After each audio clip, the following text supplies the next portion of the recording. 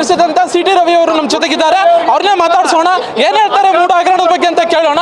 Sir, ಈಗ ರಾಜ್ಯ ಸರ್ಕಾರದಲ್ಲಿ ಮೂಡ ಹಗರಣ ಬಹಳ ಸತ್ತು ಮಾಡ್ತಿದೆ, ಏನ್ ಹೇಳ್ತೀರಾ ಸರ್? ಮುಖ್ಯಮಂತ್ರಿ ಸಿದ್ದರಾಮಯ್ಯನವರು ಆಗಾಗ ಹೇಳ್ತಿರೋರು ತಪ್ಪು ಮಾಡಿದವನಿಗೆ ಶಿಕ್ಷೆ ಆಗಬೇಕು, ಉಪ್ಪು ತಿಂದವನಿಗೆ ನೀರು ಕುಡಿಬೇಕು ಅಂತ. ಈ ವಿಷಯದಲ್ಲೂ ಅಷ್ಟೇ, ತಪ್ಪು ಮಾಡಿದವ್ರಿಗೆ ಶಿಕ್ಷೆ ಆಗಬೇಕು, ಉಪ್ಪು ತಿಂದವ್ರು ನೀರು ಕುಡಿಬೇಕು.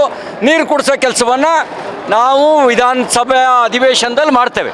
ಅಂದ್ರೆ ಈಗ ವಾಲ್ಮೀಕಿ ಹಗರಣ ಆಯ್ತು, ಅದ್ರ ಬೆನ್ನಲ್ಲೇ ಈಗ ಮೂಡ ಹಗರಣ ಬಂದಿದೆ ಸರ್. ಅರೆ, ಲೂಟಿ ಹೊಡೆಯೋಕೆ ಬಂದಿದಾರ್ರೀ.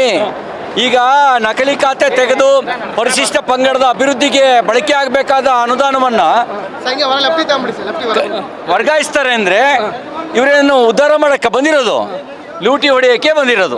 ಅಂದ್ರೆ ಈಗ ಸಣ್ಣ ಸಣ್ಣ ವಿಚಾರಕ್ಕೆಲ್ಲ ನಮ್ಮನ್ನ ರಾಜೀನಾಮೆ ಕೇಳ್ತಿದ್ರು ಬಿಜೆಪಿ ಅವ್ರನ್ನ, ಈಗ ದೊಡ್ಡ ದೊಡ್ಡ ಹಗರಣ ಮಾಡ್ತಿದ್ದಾರೆ, ರಾಜೀನಾಮೆ ಈ ಕೇಳಿ ಇದೇ ಜಾಗದಲ್ಲಿ ವಿರೋಧ ಪಕ್ಷದಲ್ಲಿ ಒಂದು ವೇಳೆ ಸಿದ್ದರಾಮಯ್ಯನವರು ಇದ್ದಿದ್ರೆ ರಾಜೀನಾಮೆ ಕೇಳ್ತಿದ್ರೋ ಇಲ್ವೋ? ನಾವು ಅದನ್ನೇ ಮಾಡ್ತಾ ಇರೋದು. ಈಗ ರಾಜೀನಾಮೆ ನೀಡಬೇಕಂತ ಹೇಳ್ತಿದ್ದೀರಾ ಸರ್? ಕೊಡ್ಲೇಬೇಕು ರಾಜೀನಾಮೆ. ಏನು ಬಂಡು ತಂದಲ್ಲಿ ಅಂಟ್ಕೊಳಕ್ಕಾಗತ್ತಾ?